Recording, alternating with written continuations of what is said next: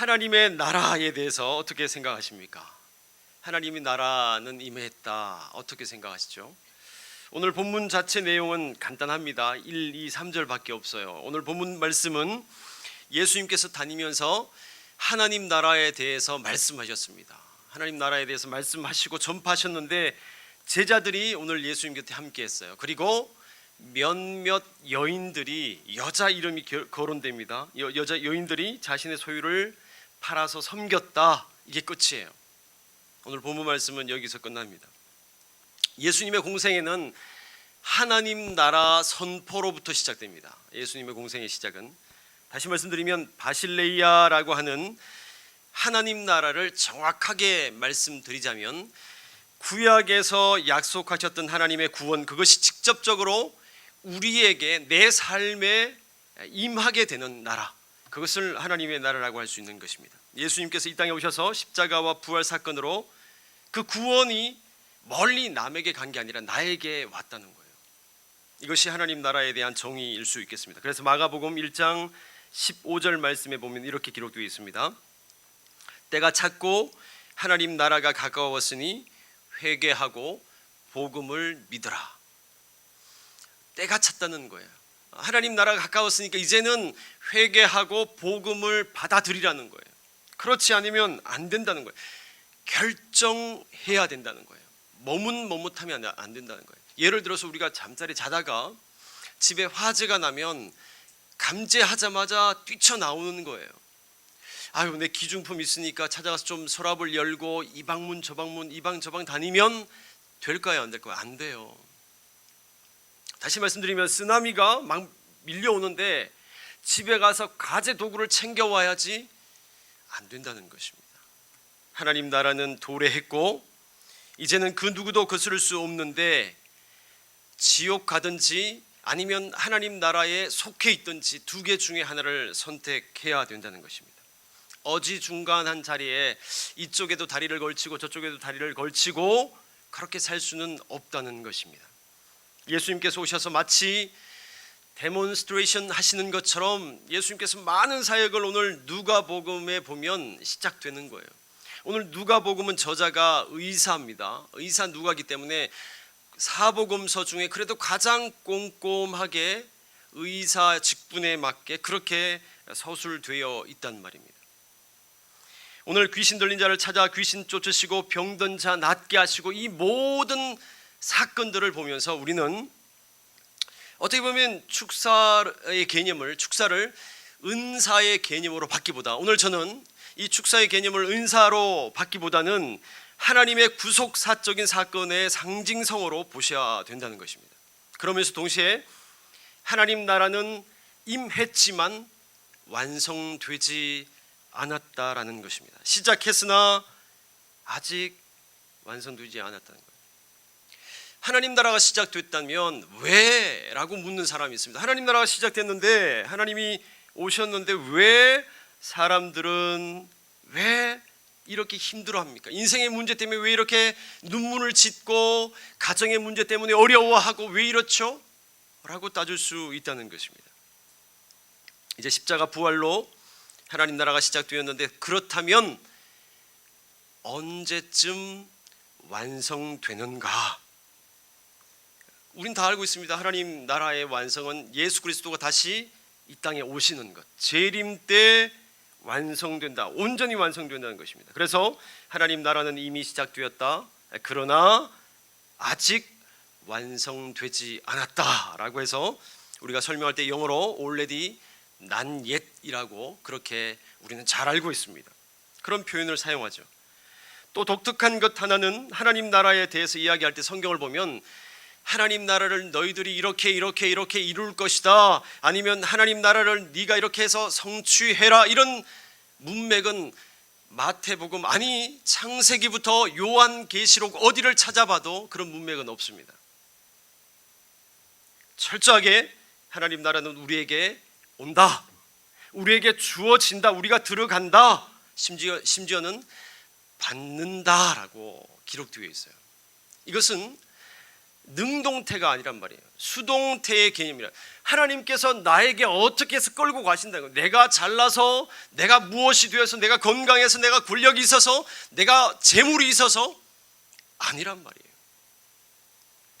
이 말은 하나님 나라를 우리가 이루거나 우리가 완성할 수 없다는 의미입니다. 성도 여러분, 오늘 1절 말씀을 다시 한번 봅시다. 1절 말씀에 보면 중요한 단어 두 단어가 나와요. 제가 읽겠습니다. 그 후에 예수께서 각 성과 마을에 두루 다니시며 하나님의 나라를 선포하시며 그 복음을 전하실세 12제자가 함께 하였고. 오늘 두 단어, 선포와 전하다, 선포와 전파라고 제가 이렇게 바꿔봤습니다. 이 두 단어가 왜 중요한가 하면, 누가복음 4장 말씀에 보면 예수님께서 오셔서 눈먼 자를 눈뜨게 하고, 그리고 가난한 자를 부하게 하고, 예수님의 사역, 이사야서에 나오는 말씀이죠. 예수님께서 오셔서 할 사역에 대한 내용들 가운데 보면 오늘 이 전파와 선포라는 단어가 있어요.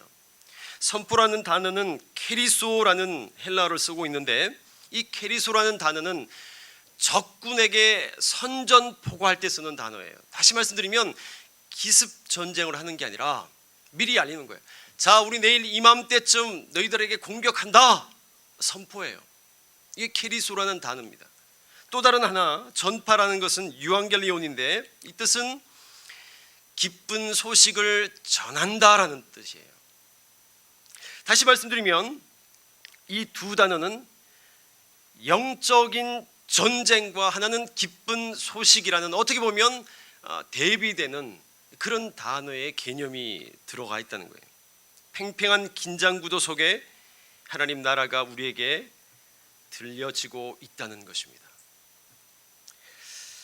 하나님 나라가 긴장 구도 속에 있다는 말은, 나 예수 믿으니까 난 이제 됐어, 난 예수 믿으니까 이제 평안할 거야, 난 예수 믿으니까 천국 가고 이젠 좋은 일만 있을 거야, 우리 자녀들은 잘 될 거야, 아니란 말이에요.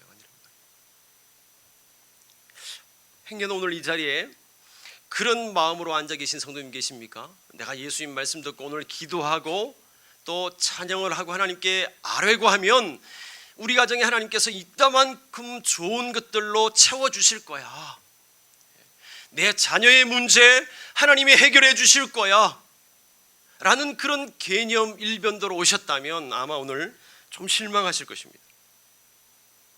예수 믿는데 나는 수요 예배도 잘 드리고 새벽 기도도 주일 예배도 잘 드리는데 10의 1조도 드리고 곳곳에서도 봉사도 하고 감사 제목으로 하나님께도 드리는데 왜 우리 가정의 문제는, 왜 내 자녀 문제와 경제적인 문제는 이대로일까? 교회를 끊어볼까? 교회 좀 방학해볼까? 이런 개념은 잘못된 것이라는 것입니다. 예수 믿는다는 말은 필연적으로 우리에게 갈등과 고난이 있게 되어 있다는 거예요. 오늘 아마 수요 예배에 오신 성도님이라면 아마 이 정도는 마음의 준비를 하고 계실 거예요. 내가 예수 믿는다 하면 이제부터 평안 일변도가 아니라 이제 고난이 시작될 수 있구나. 성도 여러분, 예수 믿고 복 받으십시오, 예수 믿으면 복 받습니다, 맞는 말이에요. 맞아요, 맞습니다. 그러나 이 말로만은 완벽하지 않다는 것입니다. 다시 말씀드려서 이것만을 강조하는 것은 하나님 나라에 대해서 아주 일부분만 강조하고 알고 있다는 것입니다. 하나님 나라가 가까웠으니 회개하고 복음을 믿으라라는 이 말씀은 너희들이 이제 긴장 구도 속에 들어간다, 이제 평안만 부러짓고 오지 말고 너희들 이제 혁기 졸라매고 긴장해, 이 말씀이라는 거예요. 성도 여러분, 하나님 나라는 시작되었지만 이루어지지 않았고 주어지는 것이고 전쟁과 평화라는 이 구도 속에 있다는 것을 우리에게 주는 의미가 있습니다. 이 구도는 그게 뭔가 하면 오늘 그것 좀 알자는 거예요. 하나님 나라의 백성인 저와 성도님들은 예수 그리스도가 나의 주인 되십니다. 예수가 나를 살릴 수 있고, 내가 아무리 잘났다 그래도 오늘 또 지나고 돌아보면 내 속의 추함과 연약함과 나약함과 하나님 앞에 그 무엇도 꺼낼 수 없는 존재임을 내가 압니다. 그래서 내가 예수밖에 없습니다 라고 확정한 이후부터 한 번 더 혁띠를 졸라매고 신발끈을 맨다는 거예요. 한 번 더 돌아본다는 거예요. 오늘 수요 예배 오랜만에 어렵게 왔는데 왜 박 목사가 긴장하라고 하지? 처음 선 박 목사가 왜 저렇게 열변을 토하고 있지?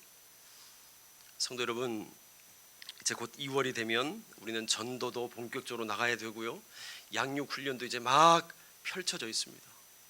제가 와서 보니까 그렇게 우리 교회가 양육 훈련 시스템이 과목들이 많지는 않아요. 그렇지만 일정을 보니까 빽빽해요. 뭐 2월까지 갈 필요 있습니까? 당장 이번 주말 되면 설 명절이 됩니다. 예수 믿는 사람들은 다시 한 번 더 시험대에 오르게 되어 있습니다. 긴장구도 속에 살 수밖에 없습니다. 그래서 하워드 스나이드라는 교수님은 이렇게 얘기했습니다. 그의 책 저자에 보면 하나님 나라에 대해서, 우리 PPT를 한번 보여주실까요? 6가지 근본적인 긴장점이 있다라고 했습니다. 첫 번째는 현재와 미래, 예수 믿는 사람들은. 두 번째는 개인과 사회. 세 번째는 영적인 것과 물질적인 것. 네 번째는 점진적인 것과 급진적인 것. 다섯 번째는 하나님의 영원하심과 인간의 행위에 대해서. 그리고 마지막 6번째는 하나님의 나라와 세상 교회에 대해서 계속해서 긴장점을 유지하면서 기록해 놓은 글이 있습니다. 양극성을 대비해 놓은 거죠. 그는 이 긴장 관계를 희석시키거나 예수 믿는 것이 그냥 평안 일변도로 가기만 바란다는 것은 그것은 이단이다라고 책에 극명하게 기록하고 있습니다. 그것이야말로 비성경적이라는 것이죠. 사랑하는 성도 여러분, 무슨 말인가 하면 예수 믿는 우리가 이러한 삶의 구도 속에서 나는 긴장하기 싫어, 나는 조금 더 좀 누리고 싶은데 왜 자꾸 긴장하라고 하지? 갈등과 평안이라는 이 두 단어 가운데 나는 이거 싫어하고 하나를 삭제해버리면 그 행위 자체가 이단이라는 것입니다. 좀 강하죠, 성도 여러분?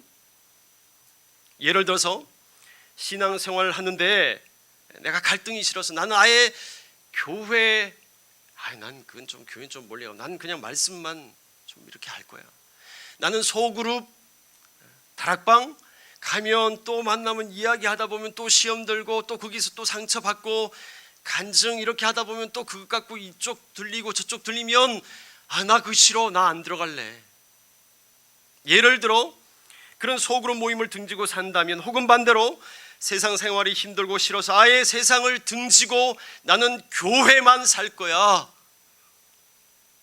이 삶은 안 된다는 것입니다. 사랑하는 성도 여러분, 그렇다면 어떻게 살아야 되겠습니까? 오늘 본문 말씀 가운데 우리가 한번 보자는 거예요. 오늘 본문은 하나님의 백성으로 어떻게 살아야 되는가, 그것은 단 한 가지예요. 저는 오늘 이 하나만 일단 원포인트로 좀 잡고 싶습니다. 그것은 다름 아닌 함께함이라는 것입니다. 1절 끝에 12제자가 함께 했다라고 기록되어 있고요, 또 3절 끝에 보면 여러 여자가 함께 하였다라고 기록합니다. 누가복음에서 함께함이라는 논조는요, 누가복음 1장부터, 저는 누가복음을 쭉 이렇게 좀 많이 좀 묵상을 좀 하는 편인데, 보면 이 함께함을 한마디로 말하면 무리가 아니라 제자됨에 대한 이야기입니다. 제자됨, 무리 아닙니다. 사랑하는 성도 여러분, 예수 믿죠, 그죠? 예수 믿습니까? 예수 믿는다는 것은 나 예수 믿고 천국 간다, 이것으로 끝나면 절대 안 된다는 거예요. 저 교회 다닙니다 라고 이야기하는 진짜 의미는 저요 예수님의 제자입니다, 제자라는 의미가 내 속에 그대로 박혀 있어야 된다는 거예요.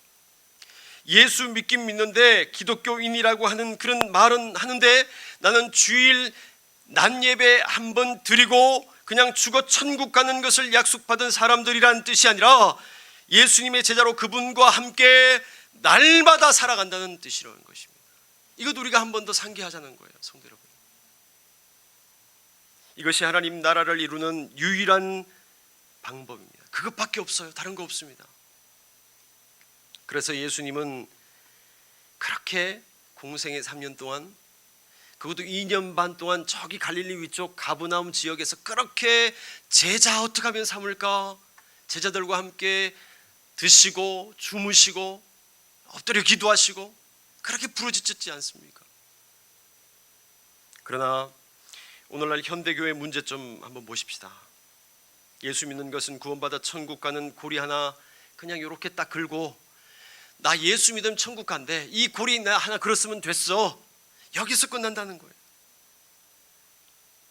오늘날 그리스도인들은 믿는 것과 제자됨, 죄자됨 이거 별개라고 생각한다는 거예요. 나 예수 믿으니까 됐지, 나 그냥 방해하지 말라는 거예요. 예배 드리고 나 헌금도 할 테니까 나 구속하지 말라는 거예요. 소그룹 참석해라, 교육 받아라 하지 말라는 거예요. 싫다는 거예요. 싫다는 거예요. 예수 믿기로는 내가 했지만 예수 따르기로 한 적은 없다. 다시 말씀드리면 무리로서 내가 예수 곁에 있겠다는 거예요. 좋은 말씀도 듣고 병 고침도 받고 그렇게 다니고 싶다는 거예요. 그게 무리 아닙니까? 저와 성도 여러분들은 자유주의가 이단이라고 그렇게 좀 극단적으로 말하기도 합니다. 그러나 사랑하는 동역자 여러분, 이해하고 들어주십시오. 자유주의나 우리 전통 보수주의나 제자됨에 대해서 선택사항이라고 생각하는 점에 있어서는 공통적으로 이단이라고 해도 저는 된다라고 성경을 통해서 저는 감히 말씀드리고 싶습니다. 성도 여러분은 어떻게 생각하십니까? 저는 오늘 책 하나를 소개하겠습니다. 이 책이 나온 지는 좀 됐습니다. 잊혀진 제자도라는 책입니다. 세계적 복음주의 지성 달라스 윌라드라는 교수님이시기도 하고 철학 박사이기도 하고 또 목사님이시기도 합니다. 이 달라스 윌라드라는 목사님이 이 책을 쓰셨는데 우리나라에는 잊혀진 제자도라고 번역이 됐어요. 근데 원 제목은 The Great Omission입니다. 위대한 누락이란 뜻이에요. 위대한 누락. 왜 위대한 누락을 잊혀진 제자도라고 붙였을까?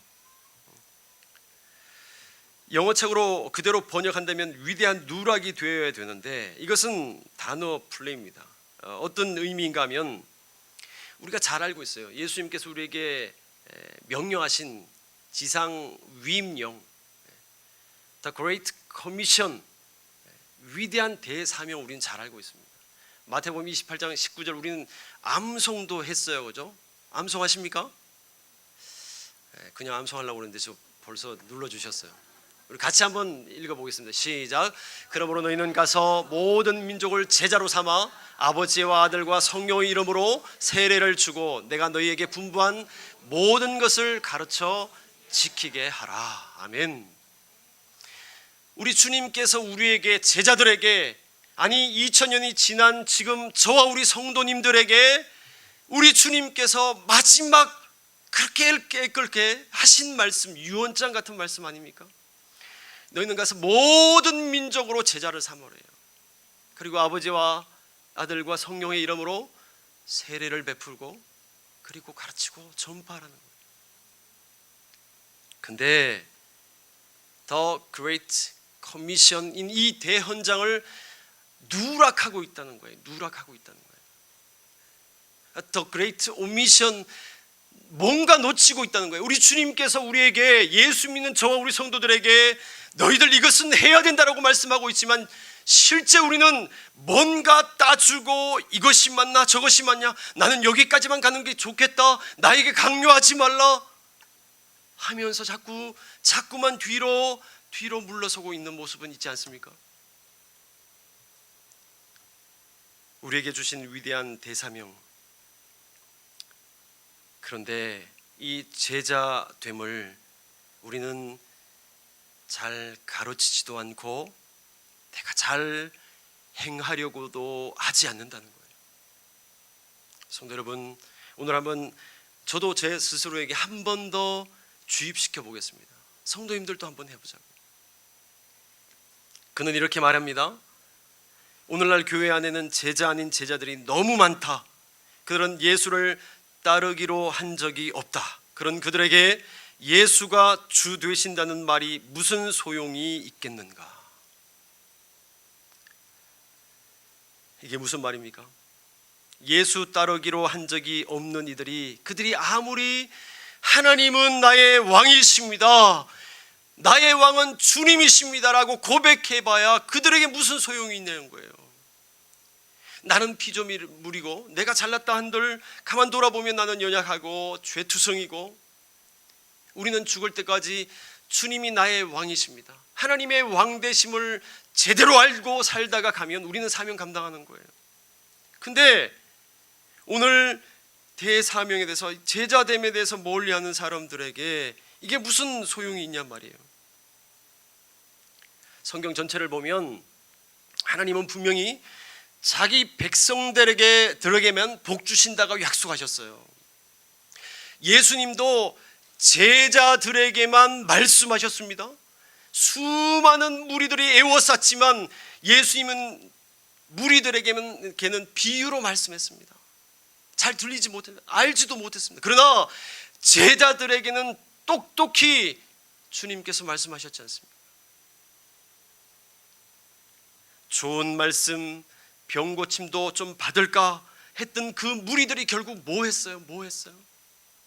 예수님 따라다니면서 멀찌감치 예수님 그룹에 속할 것 같으면서도 그들이 한 게 뭐예요?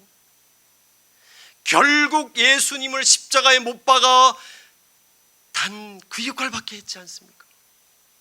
조롱하고 침뱉고 했던 이들이 무리였단 말이에요. 제자들이 아닙니다. 사랑하는 성도 여러분, 나는 예수를 따르기로 한 적은 없습니다. 예수 믿고 구원받기로 결정한 적은 있어도, 사랑하는 성도 여러분, 이런 성도들이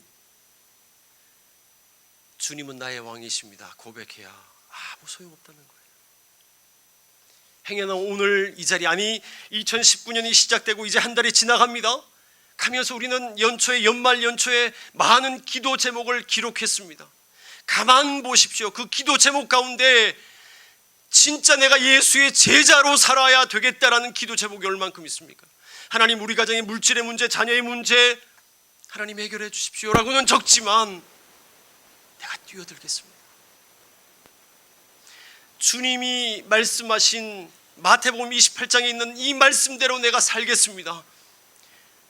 주님이 선포하고 맡기신 대헌장, 사명 같은 그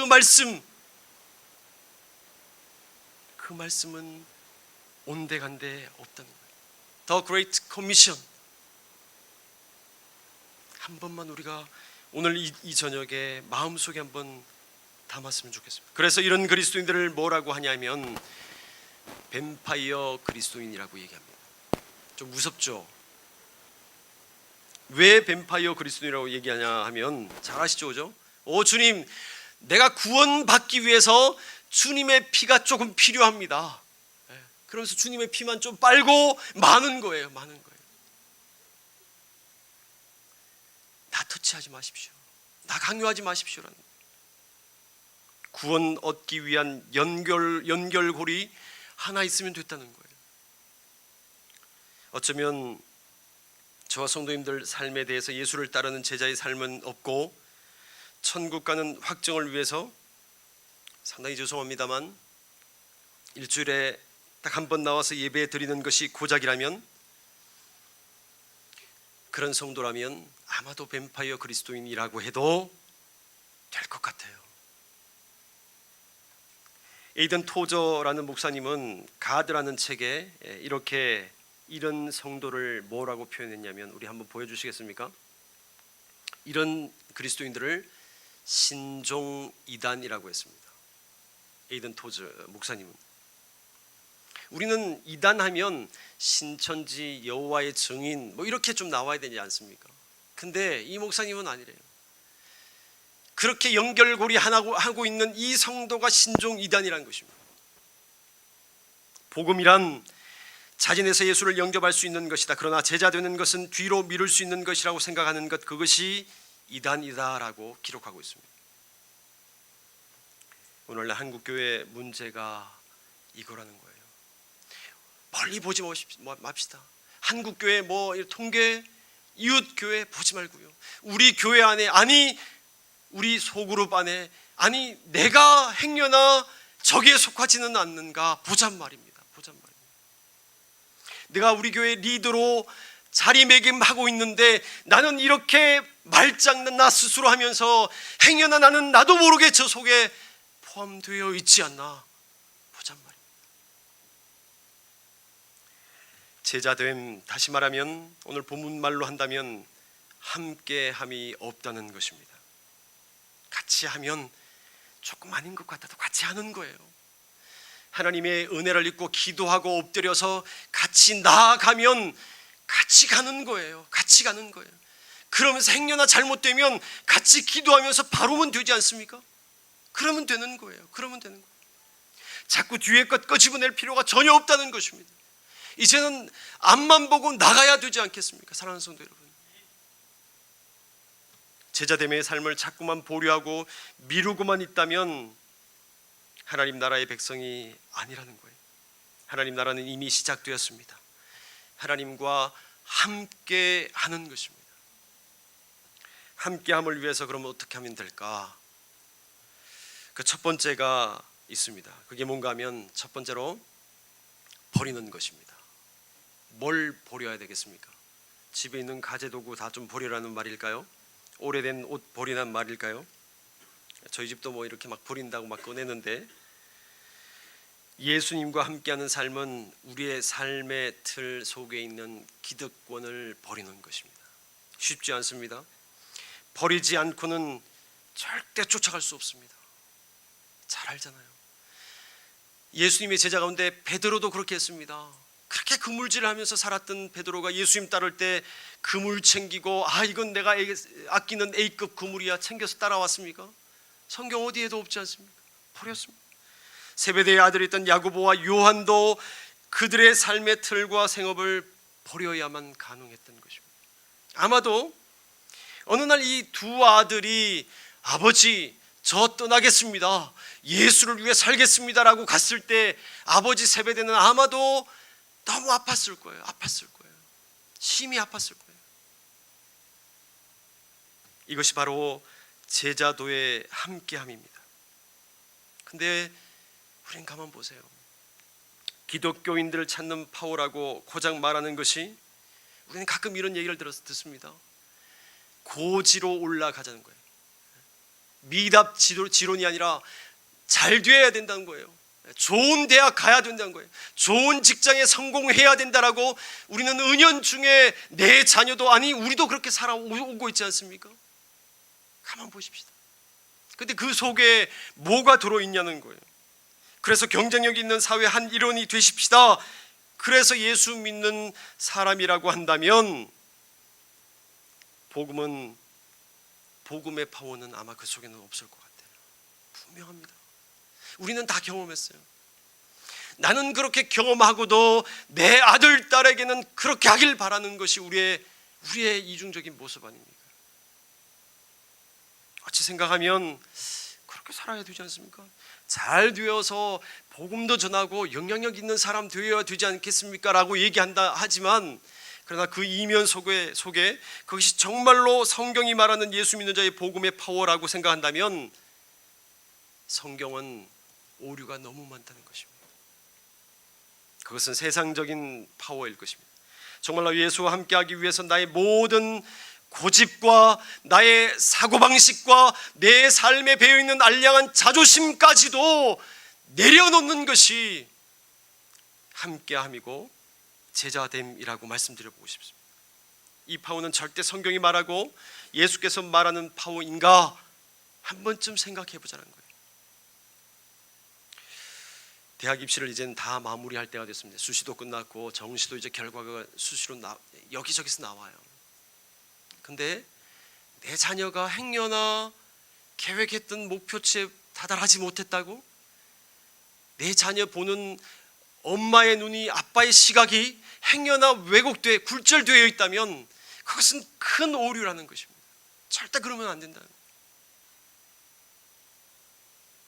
그래서 마태복음 28장 19절 말씀에 주님께서 승천하시기 전에 우리에게 무엇을 당부하셨냐면 The Great Commission입니다.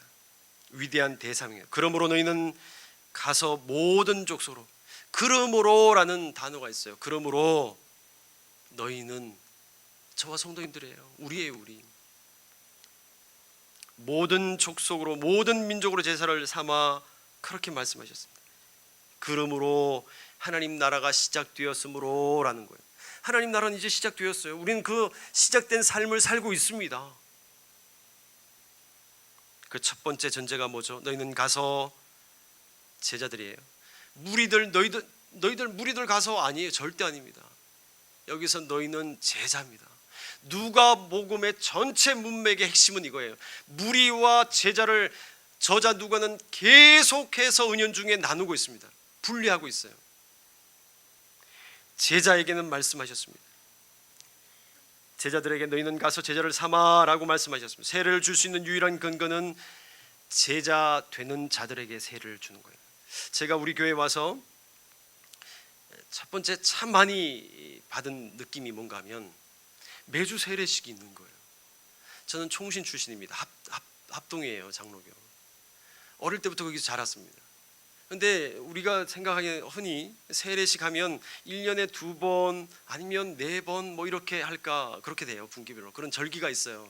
근데 우리 교회는 매주 하더라고요. 제가 되게 놀랐습니다. 충격 아닌 충격이었죠. 근데 매주 세례를 주고 너무 귀한데, 그런데 좀 더 저는 한 걸음 더 나아가 봤으면 좋겠다는 거예요. 예수 믿음을 전제로 세례를 받는데 머물지 말고 예수와 함께 하겠다는 결단까지 나가면 얼마나 좋을까. 오늘 성경은 그렇게 말씀하고 있습니다. 예수의 제자 되는 사람에게 세례 베풀라고 분명히 말씀하고 있는 거예요. 성경을 잘 문맥을 보십시오. 원어도 그렇게 나와 있습니다. 성경이 틀림없이, 성경은 제자 삼고 제자 되겠다고 결단하는 자들, 자신의 삶을 버리고 예수를 좇겠다고 결단하는 이들에게 세례를 주라라고 말씀하신 거예요. 정확히 말씀드리면 세례는 제자됨의 표식이 아니라 예수 믿음의 표식. 제가 반대로 말했네요. 예수 믿음의 표식이 아니라 제자됨의 표식이라는 거예요. 이제 세례 받으면 저 사람은 예수님의 제자야. 받은 본인 스스로도 나는 예수의 제자로 살아야 되겠다, 날마다 몸부림쳐야 된다는 것입니다. 할렐루야. 내가 내 삶의 주인이었던 내 삶을 세례 받음으로 나의 옛 성품, 나의 옛 자아, 내 옛 고집, 가치관 다 버리기로 결정한 것. 부족하고 허물 많지만 우리 금그릇 아니에요. 주님 앞에 서면 나 금그릇 은그릇 아니지만 질그릇 같고 나무그릇 같지만 주님, 내가 주님께서 주신 이 그릇 깨끗하게 소지하겠습니다. 나무 그릇이면 어때요? 유약이 발라져 있지 않은 질그릇이면 어떻겠습니까? 깨끗하게 소지하겠습니다. 주님 사용해 주십시오라고 결단한 그 장면이 세례라는 것입니다. 그럴 때 우리가 예수와 함께하는 삶이 시작된다는 것입니다. 성도 여러분, 두 번째는 모든 좋은 것을 나누는 거예요. 주님과 함께 나누는 거예요. 갈라디아서 6장 6절을 말씀해 보면 바울은 가르침을 받는 자는 말씀을 가르치는 자와 모든 좋은 것을 함께 하라. 초대교회도 그렇죠. 서로 나누었어요. 자기 것 팔아서 유무상통한 삶을 살았습니다. 함께하는 것은 오늘 갈라디아서 6장 말씀에 좋은 것이라는 것은 이건 영적인 것, 도덕적인 것, 물질적인 것, 육체적인 것 다 포함된다는 거예요. 다 포함된다는 거예요. 가르침 받은 자가 함께 즐거워하고 함께 울고 함께 웃고 하는 거예요. 함께 웃는 자리에는 가는데 함께 우는 자리에는 얼만큼 우리가 지금 가고 있습니까? 제가 와서 한 달 되면서 한 달 동안 장례를 4번 갔어요. 제가 부임하는 날 그날 저녁에 장례식부터 전 참석했습니다. 그래서 우리 교구에서 소문 났어요. 박 목사 장례 뭐 이상하게 뭐 이렇게 연결을 시키고 있습니다. 그런데 제가 장례식 가서 참 은혜를 많이 받아요. 눈물 있는 곳에 가서요, 제 자신도 한번 더 돌아보고 제 신앙도 제가 목사 안수 받고 지금 삶을 살아오는 것도 다시 보게 되고요, 그런 거예요. 근데 아쉬움 조그만큼 말씀드리자면 눈물 있는 장소에 성도님들이 별로 없어요. 제가 그거 참 아쉬웠습니다. 제가 기도 참 많이 하고 있습니다. 하나님, 우리 교회가 결혼식 있고 잔치집에는 좀 적게 가도 눈물이 있는 곳, 아픔이 있고 슬픔이 있는 곳에 우리 성도들이 다 몰려들 수 있는 우리 교회 되게 해주십시오. 그 기도가 나오는 거예요. 그 아픔이 있는 곳에 말씀으로 치유가 되고 회복이 되고 하면요, 멀리 갔던 가족들이 돌아와요. 우리 그런 경험했지 않습니까? 오늘 여기 앉아 계신 우리 권사님 가족도 그랬습니다. 장례식 통해서 천주교 있던 그 형부랑 가족들이 돌아왔어요. 예수 믿지 않던 가족들이 돌아왔습니다. 이런 역사가 있는 거예요. 조금 힘들지만 잘 모르는 관계가 없지만 내 교구에 소속되어 있는 장례식이라면 가야 된다는 거예요. 이게 진정한 함께함이라는 것입니다. 할렐루야. 사랑하는 성도 여러분, 오늘 성경 말씀 2절 3절 본문 말씀에 보면 이렇게 기록되어 있습니다. 우리 2절 3절 같이 한번 한 목소리로 같이 읽어보겠습니다. 1년의 여인들의 이름이 나와요. 어떤 여인들인지 한번 같이 읽겠습니다. 시작. 또한 악귀를 쫓아내심과 병고침을 받은 어떤 여자들 곧 7 귀신이 나간 자 막달라인이라 하는 마리아와 헤롯의 청지기 구사의 아내 요한나와 수산나와 다른 여러 여자가 함께하여 자기들의 소유로 그들을 섬기더라. 아멘. 악귀를 쫓아내심과 병고침 받은 여인들, 이 여인들이 바로 하나님 나라의 도래, 하나님 나라를 시작하는 것을 경험했던 여인들이에요. 이 당시 시대 상황은 공식적인 자리에서 여성의 이름을 거론하는 것은 있을 수 없는 상황이었습니다. 여자와 아이들은 남자들의 소유에 불과했습니다. 호칭의 수단일 뿐 존재 가치는 아니었다는 거죠. 물론 요즘은 여자들이 남자들을 소유하고 있지만 말입니다. 남존여비라는 단어가 무슨 뜻이죠? 남존여비, 사자성어예요. 앞에 안 나옵니다. 우리 움뿔을 좀 떼주십니까? 떼주세요. 제가 한번 읽어볼게요. 남자가 존재하는 한 여자는 비참하다. 이게 원래 뜻의 의미입니다. 근데 요즘 시대가 바뀌었어요. 다시 한번 떼주세요. 남자가 존재하는 이유는 여자의 비율을 맞추기 위함이다. 오늘 이 여자들의 이름을 12제자들과 함께 나란히 거명하고 있습니다. 하나님 나라의 중요한 역할을 했다는 거예요. 대단히 멋지게 사역을 감당했던 여성들인 것 같습니다. 이 현상은 오늘날도 동일한 것 같습니다. 어느 교회 가든지 우리 오늘 이 예배 자리에도 남자보다 여자 성도님들의 숫자가 훨씬 더 많아요. 여성들의 열정과 열심은 남자들이 거의 따를 수가 없습니다. 제가 우리 교구도 지금 보면 그래요. 남자 순정들도 열정이 있지만 여자 순정들 따를 수가 없습니다. 그건 뭐 가릴 수 없는 사실이죠. 저도 청년 사역을 꽤 하면서 수련회나 부흥회를 하면 거기서 확연하게 차이 납니다.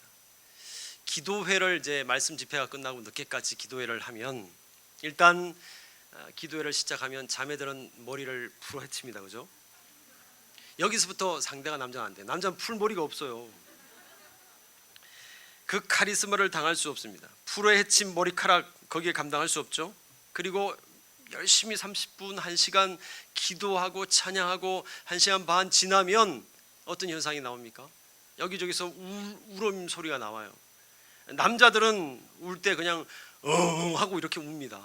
그런데 자매들은 어떻습니까? 회개할 때 보면 그냥 안 울어요. 자매들은 검정 눈물을 막 흘리면서 어떤 자매는 속눈썹까지 막 떼면서 그렇게 회개합니다.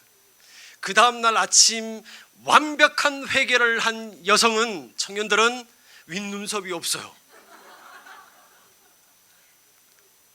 무슨 말씀인지 아시겠죠? 오늘 이 성경의 막달라라는 여인은 7 귀신 들렸지만 하나님 나라가 시작되자 귀신이 떠나갑니다. 오늘 또 그 밑에 헤롯의 청지기 구사의 아내 요한나, 아마도 상당한 위치에 있는 고위층의 아내였던 것 같아요. 이들도 죄 씻음 받고 귀신 떠나간 여인이나 고위층에 있는 안악도 마나님도 공통점은 뭔가 하면 하나님 나라의 도래를 경험한 여인이라는 거예요. 누가복음 마지막 장인 24장이나 다른 복음서를 보면 예수님이 십자가 달리고 하셨을 때 제자들은 다 도망갔습니다. 다 도망갔어요. 근데 여인들은 끝까지 따라갔습니다. 하나님 나라의 긴장 구도 속에서 갈등이 싫어서 하나를 삭제하는 삶을 살지 않았다는 거예요. 이 여인들은 already not yet, 이 구도 속에서 자신들이 제자로서의 삶을 포기하지 않고 끝까지 어려워도 걸음을 걸었다는 거예요. 그래서 오늘 3절 말씀에 보면 끝까지 자신의 소유로 섬겼다라고 기록하고 있습니다. 세 번째는 섬김입니다. 함께함을 전제하는 것, 제자 되지 않는 섬김이라는 것은 있을 수 없습니다. 섬기는데 제자 되지 않고 섬기는 거 가짜예요. 근데 제자는 되는데 섬기지 않을 수, 이것도 가짜라는 것입니다. 물질만 주고 장소만 빌려주고 뒤에서 기도한다, 이것은 성경적인 섬김 아니라는 것입니다. 성경에서 말하는 섬김은 직분의 개념이 아니라 소유의 개념입니다. 나는 장로님, 나는 권사님, 나는 안수 집사님, 나는 집사님, 나는 순장이 아니니까 나는 안 해도 된다, 아니라는 거예요. 하나님께서 우리 개개인에게 뭔가 달란트를 다 주셨어요. 다 주셨습니다. 어떤 분은 말씀을 잘 하시고요, 어떤 분은 기획을 잘 하시고, 어떤 분은 생김의 은사가 있습니다. 최강 토스터 전도팀이 있고요, 제가 섬기는 부서라서 그렇습니다. 목요 토스트 전도팀이 아니라 앞에 최강이 붙어 있어요. 거기에 보면 이 약관에 이렇게 저희들 써 있어요. 최고의 미모와 누구나 흉내낼 수 없는 음식 맛을 자랑하고, 이건 기본이라고 되어 있더라고요. 그리고 어떤 분은요, 주차 안내로 섬길 때 그 미소 한마디, 모습 하나, 말씀 한마디 안내할 때 그 표정 한 번으로 오는 성도들이 야, 올 때는 막 이렇게 어떻게 올까 하다가도 교회 쑥 들어오게 만드는 거예요. 달란트는 다 있어요. 다 주셨어요, 하나님께서. 내가 잘하는 것으로 섬기는 것이 성경이 말하는 섬김이라는 거예요. 나는 리더 아니니까, 직분자 아니니까 섬기지 않는다는 것은 성립되지 않는다는 것입니다. 3절 말씀해 보시면 다른 여러 여자와 함께하여, 헬라어에는 원서에 보면 다른 여러 여자와 함께하여가 누구든지라는 뜻입니다. 누구든지 섬기는 거예요. 한 사람도 예외 없다는 것입니다. 병 고침 받은 자는 누구나, 다시 말하면 하나님 나라의 도래를 경험한 사람은 누구든지 할 수 있다는 거예요. 예수 믿고 나는 예수가 나의 구주다라고 고백한 사람이라면 어디든지 있을 수 있다는 거예요. 할렐루야. 섬김의 자리, 또 봉사의 자리, 배움의 자리, 리더의 자리 다 있을 수 있다는 거예요. 섬김은 기독교인들의 덕목이, 도덕적 덕목이 아니라 하나님 나라의 실현이라는 구속사적 사명을 감당해야 될 그런 책임이라는 것입니다. 이제 봄이 되면 전도도 해야 됩니다. 전도하지 않고는 우리는 그리스도인이라고 할 수 없어요. 우리의 진짜 사명은 전도예요.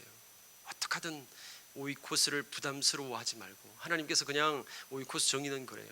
하나님께서 내 주위에 3명에서 7명 주님을 알지 못한 사람을 붙여주셨대요. 그들에게 내 삶으로 그냥 다가가는 거예요. 내 삶으로. 그것으로 내 전도 사명 끝난 거예요. 성경적인 전도 개념이. 꼭 전도 때에 앉혀놓고 등록하고 우리 교회 새가족 했니? 이게 전도의 성경적인 개념은 아닙니다. 제가 조금은 자유함을 드립니다. 내 삶으로 생각이 있으신 분은 더 어렵다는 거 아시죠? 내 삶으로 그들에게 보여주는 거예요. 다가가는 거예요. 그것이 전도라는 것입니다. 이제 이번 주부터 당장 설 명절입니다. 많이 섬기고 오십시다. 가서 오랜만에 만났는데 교회가 어떻고 굳이 복음 전한다고 하지 마시고 그냥 섬겨만 주고 옵시다. 섬겨만 주고 오십시다. 그 모습만 사명 감당하자. 괜히 언쟁하고 괜히 얼굴 붉히고 오시지 마시고 제대로 된 예수 사랑으로 섬기고 오면 그러면 삶으로 행한 것입니다. 아울러 기도하십시다. 며칠 안 남았어요. 명절을 위해서 복음 그 신앙이 다른 형제들을 위해서 기도로 준비하자고요. 하나님 먼저 가서 행해 주십시오. 먼저 가서 주님께서 평탄화 작업해 주시고 제사 문제 여러 가지 문제 있는데 하나님께서 만져주시고 하나님 행해 주십시오. 저는 기도하고 순종하면서 섬기면서 오겠습니다라고 기도로 준비할 수 있는, 그래서 사단이 틈탈 기회를 주지 않는 지혜로운 성도님들 되시길 간절히 소망합니다. 말씀 맺겠습니다. 오늘 본문 말씀의 요지는 함께함입니다. 다른 거 아니에요. 제자가 되었다라고 하면서 멀찌감치 아니라는 거예요. 나는 이쯤에서 그냥 있으면 되지, 절대 아닙니다. 제자는 뛰어드는 거예요. 들어오는 거예요. 하나 되는 거예요. 공동체 조직 안에, 소그룹 안에, 대그룹 안에 주님께서 세워주시고 심어주셨다면 같이 땀 흘리고 같이 웃고 같이 울고 삶을 나누는 것입니다.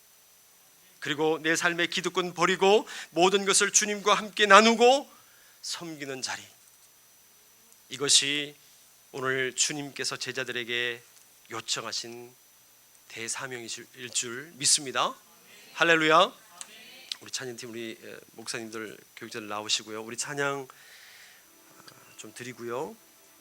우리 오늘 말씀 생각하면서 우리 합심기도 한번 하고 다음 순서 갖겠습니다. 우리 많은 이들 말하고 다시 복음 앞에라는 곡인데요. 가사를 생각하면서 찬양 드리겠습니다.